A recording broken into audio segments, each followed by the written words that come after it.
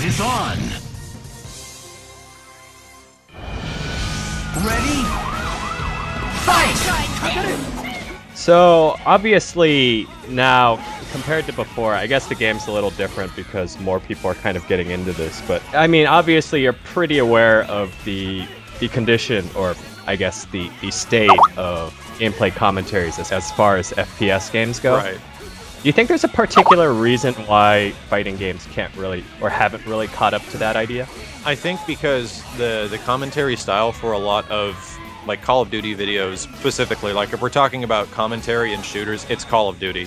I can't really think of many other games like or shooters that have like a lot of commentary behind them that are real popular, and it's because a lot of those commentators, like, they casually talk about the game every once in a while, and then they talk about other stuff. Yeah, like homework. Like what, and, anything. ex-girlfriends. Absolutely anything. And they have their own little radio podcast, and they just do it to Call of Duty in the background. It's pretty much a backdrop. Yeah, and it's and I've seen, like, I've looked at these guys, like, as far as like where their success came from, and it was essentially like one big video, one thing that hit them, and then they a year and a half later they have 350,000 subscribers, and people just like listening to people them just enjoy because. listening, like, and it's weird how that worked and that eventually like came to be. But for the sake of fighting games, and the fighting game community is a lot more critical than the shooting community or the shooter community, which is hard to believe. Yeah, I was about to say, because a lot of times, especially on Respawn, when we get a new video, we get like so many comments of people being like, "This guy sucks. Yeah, and he can't do this in normal game," and it's like, yeah, it's making a video. It's the mentality of like fighting game players, and for the most part, like, they think they're really good and they think they're the best, and they're some get upset at others if they try to produce something that they already know about, you know, and they'll be pissed off, and they'll be verbally pissed off about it.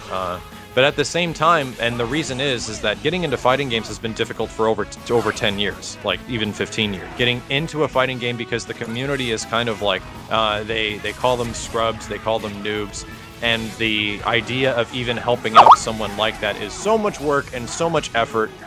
What would be in it for me as a fighting game player? Even back in the day, like when I was playing Third Strike really rough, like for years on end, I played that game, and I kind of felt the same way. Like, it was, you didn't really want to talk to the guys that, you know, didn't know anything at all. And then I realized this later on, and I started designing everything I was doing. Like, Assist Me specifically. Assist Me was geared towards the greater majority of people who don't know how to play this character or don't know how to play this game, giving them basic information and tips, and then hopefully nudging in a little bit for like the hardcore fan base, a little bit of something that they might not know, to make them happy as well. While, you know, the characters and the actors and all the stage performance, that's pretty much for everyone else. Like, any people who've never seen... Pretty much makes it mainstream. Yeah, it makes it a little bit more, like, consumable, because, man, if you're a kid who's been playing shooters or playing any game, and you randomly come across a video that's just raw gameplay, and a guy talking even, it's not going to be... Yeah, they're just going to shut it off. Yeah. Giant Dr. Doom costume. Yeah, and if you see like a guy in a Dr. Doom, you want to see what about. crazy thing he's going to do next when he comes back on the screen, or stuff like that. I kind of subconsciously thought about this stuff when I was designing the show early on, and then when we started actually executing, I was really thinking about it, like giving each one of these categories something to enjoy the show. It's tough now because the game has been out for so long that when the information gets out, it really gets out, and the hardcore community knows about it.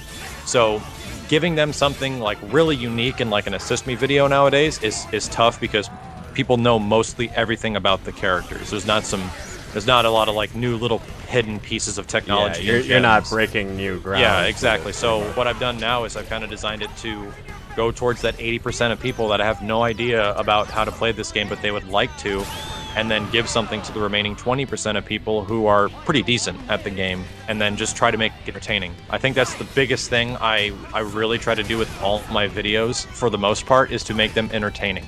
As much as I like being a teacher, I like entertaining people even more. Yeah. Which we could obviously tell through your videos. Yeah, it's fun. So then on that topic, as far as making these new projects and making like pretty much new video concepts, right, I was curious how you went about actually marketing yourself, because one thing I noticed, and it's really weird on Respawn, none of the FPS guys, you never see on their videos that little link in the description that says "as seen on." but when you look at every fighting game director, they all have like a as seen on Reddit or as seen on Shoryuken Duck. Yeah. Yeah. Have you been marketing yourself since the start with that? Not really. More specifically, the as seen on thing is just a result of, you know, your video getting linked on other pages and other websites. And when it comes to fighting game content, there's a few really big websites that host fighting game content, and they put up multiple videos every single day and multiple articles of information. Because there is that much now, because the community is getting bigger and bigger. This is like Shoryuken.com, Event Hubs, I Play Winner, several more. And I've been suspecting that the users have actually been tipping their own videos to those blogs as well. I actually just to get those views. Never did. I think, not never. I think eventually when like an Assist Me came out, I would send the guy like a message, or Shoryuken or Event Hubs a Twitter message saying, hey, the new Assist Me's up, check it out. And that was about it. As far as like personal marketing online, that was about it. But as far as newcomers, and if you're making content that you'd like to show up on one of these sites, absolutely. Like, there's a submit a tip button on both SRK and Event Hubs, and I think even I Play Winner. And you could submit a tip, and if any of the admins or any of the editors watch the video and it's got good information, good presentation, anything like that, or something that's new, they'll put it up. Yeah. Easy. Like, it'll easily make front page, because they want other people to go to their website and watch stuff too. So, but obviously not just the straight up commentary. Like, you can't put just the normal, like, pedestrian stuff. Like, you can't put your online absolutely. matches. Like, there's actually a filter involved with these things. Yeah, if you were playing like Marvel and you were talking about how dirty your dog is and you have to give him a bath, no, there's absolutely no way it'll make any of the sites. But if you're, I can't tell you how many times we got those. If you're playing Marvel or Street Fighter and you're talking about like character strengths and stuff like that, and you actually gear it towards a certain demographic of like newcomers or hardcores or middle cores, then there's a good chance it could make it up there. A lot of commentators at the same time. I didn't have a think or even, you know, consider that I had like a speaking voice at all before I started doing this, and I kind of developed the art of talking into a microphone and talking into a camera through like doing this stuff. So it just helps to add a little bit of professionalism. It's kind of a weird self-improvement practice, isn't it? It is, yeah, and it's like a subconscious self-improvement practice. You realize you need to do a little bit more things. You need to like warm up your voice before you do this stuff. But if you don't, you just sound like a guy who's in front of a mic, and I have to do this shit again. It sounds like you're upset about it. I just want the YouTube money. Yeah. I need that YouTube money, someone make a video. Anyway, yeah, it's that's kind of what the other goal of mine has been with my channel and everything I've been producing.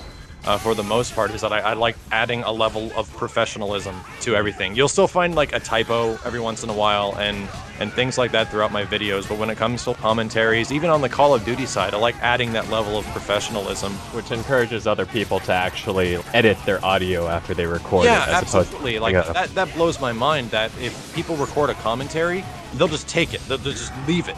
I think I had like a 12-second period where I went, and they'll just leave it in there. That blows my mind, because editing audio is so simple in something like Vegas or Premiere or anything like that. It's Audacity for that. Yeah, even Audacity. Like, that's what I actually record everything on. If for people that might be listening to this and they want to start up, download Audacity. It's absolutely free and it's totally awesome for recording. And you can edit in it too, and then just export it as an MP3. So I don't get it how people can be like that lazy sometimes. And still expect the subscribers to come. Yeah, exactly. Like, add that level of professionalism to what you're doing. If you go the extra mile, people will pay attention. And they will appreciate you doing that. And that's kind of like what I live for on YouTube, is seeing the people that comment and post that they're really appreciated that I broke down the entire trailer and tried to dissect information off of, you know, whatever game, because you actually put some time in it, as opposed to just like showing it and then just kind of blandly talking about it, not going back to any specific scenes, etc., etc. Yeah, totally. Like something like Assist Me, like the original Assist Me's, for example. Assist Me Dr. Doom, I was learning how to edit more for video editing, for like film editing. And then I was learning special editing, like little effects that we were doing and jazz like that. The original Doctor Doom episode took me about 36 to 40 hours per episode to edit, like actually in front of a monitor. But then I did the Wesker episode, which was full of a bunch of special effects and all this stupid stuff. How long did it take you to get the human blender, by the way? Oh because my I remember gosh. being particularly all impressed that with stuff, like that just took hours and hours of figuring out how do I make this work. Like I know what I want, like I can see what I want, but how do I make my editing program do that? And it was just testing. I think the if you were to take all 3 episodes of like the Wesker Assist Me, probably took 100 hours in total. But then I got better at it, and I can literally edit an entire episode of Assist Me with gameplay in less than 3 days now. Damn, that's solid. So yeah, working with Capcom for that ultimate thing, for the Ultimate Assist Me, taught me that, because you're under crunch time when you're working with a company like Marvel and Capcom.